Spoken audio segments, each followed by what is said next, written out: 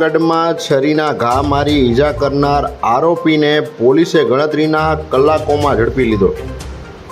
જૂનાગઢના રક્ષિતભાઈ હરેશભાઈ ઢોલરિયા પર ઝાંઝરડા રોડ હરિઓમનગરમાં ગઈકાલ સાંજના આશરે 5 વાગ્યે માખિયાળાનો મિલન ગોપાલભાઈ ઢીલાળા પોતાના હાથમાં છરીનું તીક્ષ્ણ હથિયાર દ્વારા જાહેરમાં પેટના ભાગે ઘા મારી જીવલેણ ઈજા કરતા ઈજા પામનાર ભાગવા જતા ફરી પાછળ દોડી આ તો તને મારી નાખીશ તેમ કહી ડાબા હાથ પર છરીનો ઘા મારી જાનથી મારી નાખવાનો પ્રયત્ન કરેલ, જે બાબતે ઈજા પામનાર રક્ષિતભાઈએ પોલીસમાં ફરિયાદ કરતા આરોપીની ગણતરીની કલાકોમાં જ પકડી ધોરણસરની કાર્યવાહી હાથ ધરવામાં આવેલ।